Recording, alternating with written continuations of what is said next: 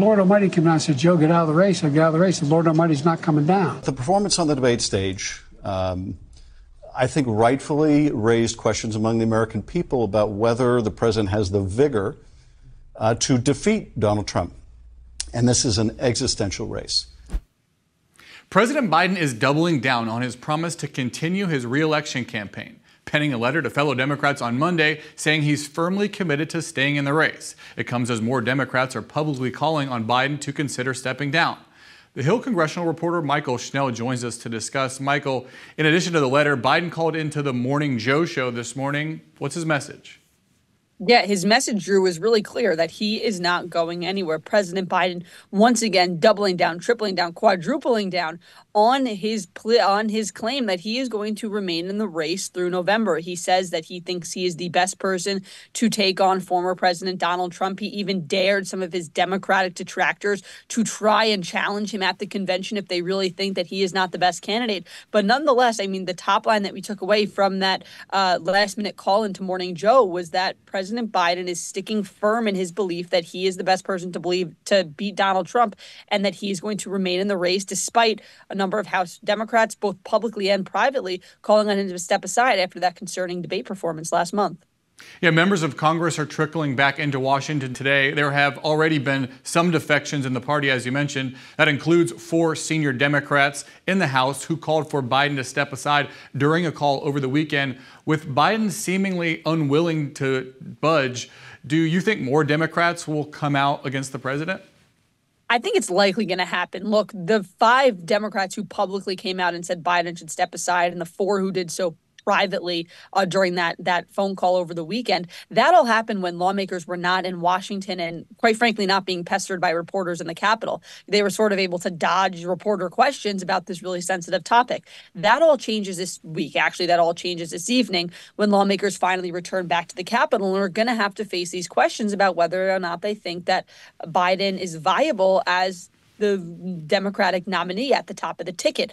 So this is all going to come to a head this week. So I think that, conventional wisdom would believe that with roughly 260 members of Democratic lawmakers up on Capitol Hill, that's including both in the House and the Senate, that more will come out and publicly say that he should step aside. It was also, President Biden's team had hoped to quell some panic within the party with that George Stephanopoulos interview on Friday. You played a clip of Adam Schiff earlier. He said also in that interview that he didn't think that Biden's interview was enough to quell that concern. So really concerning spot President Biden is finding himself in right now. And we're expecting to hear from more House Democrats this week who just say it's time for him to step aside. Over the weekend, there were reports that Democratic Senator Mark Warner from Virginia was organizing a meeting for today to discuss the presidential race. That meeting is no longer happening. So what's going on with Warner and other Democrats in the Senate? Yeah, this news had broken last week that Mark Warner, Democratic senator from Virginia, was reaching out to other colleagues to try to find a group of people, of Democrats, who believe that it was time for President Biden to step aside. And then it was reported that there would be that meeting among Democratic senators today on Monday. And then, as you noted, that reporting coming out late Sunday night saying that that meeting would no longer come to fruition. But Mark Warner is an interesting figure here because Senate Democrats, unlike House Democrats, Senate Democrats have been more united behind President Biden. We've seen fewer cracks in that support, though the Mark Warner letter was a big crack, showing that he does not have unanimous support. That being Biden, he does not have unanimous support within the upper chamber, a really concerning reality. Now, I will note both Senate Majority Leader Chuck Schumer and House Minority Leader Hakeem Jeffries have stood behind Biden, saying that they support him as he continues his bid for re-election in November. But there are real questions of if that support will change if more rank and file members and even some senior and veteran members of both the House Democratic Caucus and the Senate Democratic Caucus change their tune about whether or not Biden should remain in the race. If Biden were to step aside, big if, but the question of who would replace him is a major unknown. Some in the party think Vice President Harris is the natural successor and warn against any efforts to sidestep her. Others are calling for some sort of a mini primary, an open convention. What's going on behind the scenes? It's a lot of different ideas, Drew, because we're in such an unprecedented moment, right? This is something that you don't see every day. You don't see every election cycle. So yeah, conventional wisdom would say that Vice President Kamala Harris would be the next person to take over the position as the nominee. Whether or not that would happen, it remains to be seen. Democrats also have a very large bench of younger, up and coming lawmakers who have been floated as potentially joining the ticket if it got to that point where Biden stepped aside. I'm talking about people like California Governor Gavin Newsom, Pennsylvania Governor Josh Shapiro, Michigan Governor Gretchen Whitmer, Illinois Governor J.B. Pritzker. You know, there are a number of these Democratic lawmakers who have been floated, but who it would be, that remains to be seen. You know, there are questions about financially who could take over the Biden campaign's war chest, if not Biden, who can control that very large sum of money that has been accumulated from grassroots donations from Democrats across the nation. So there are sort of a lot of moving parts here. And indeed, and with that, a lot of names that have been floated as potential nominees or running mates if the ticket were to shake up. Republicans have been relatively quiet, content with staying out of it as Democrats fight among themselves, but that may soon change. House Oversight Committee Chairman James Comer is requesting an interview with President Biden's doctor to answer questions about Biden's health. What does Comer say he wants to know?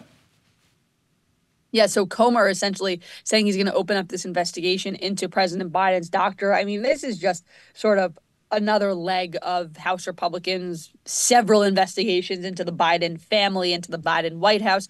We've seen it with Biden's ghostwriter. We saw it with Attorney General Merrick Garland trying to get that audio recording of Biden's interview with special counsel Robert Hur. I mean, House Republicans have really tried to probe every aspect of the Biden White House and the Biden family. So this is another part of that. Whether or not anything comes to it remains to be seen. Whether or not we see an interview with the Biden doctor, I mean, we'll see what happens and how this plays out. But I think it just shows how President Biden's age, his mental acuity, his ability to remain at the top of the ticket is sort of the topic and the central issue on Capitol Hill right now for both parties. Ohio Republican Senator J.D. Vance, who is on the short list to become President Trump's pick for vice president, says it would be totally reasonable for Trump to launch investigations into Biden if Trump is reelected. Michael, Republicans can't seem to make up their minds on whether revenge will be a key aspect of a potential Trump second term. Yeah, I mean, well, it's definitely something that we've seen pop up a number of times. We've heard former President Trump himself talk about this political revenge. You know, he has frequently throughout the campaign railed against the weaponized Justice Department, arguing that President Biden has sort of been leading the efforts against him. Obviously, there is no merit to that.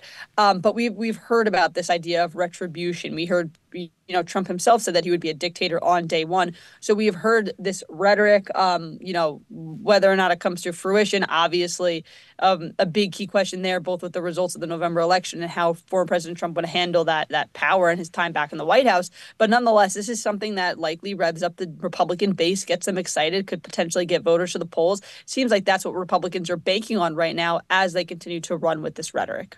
All right, Mychael Schnell, thanks so much for joining us. Thanks, Drew. And that's it for today's Daily Debrief. I'm Drew Petrimoulx. Make sure to like, share, and subscribe to the Hill's YouTube channel. And come back here soon for the intersection between politics and policy.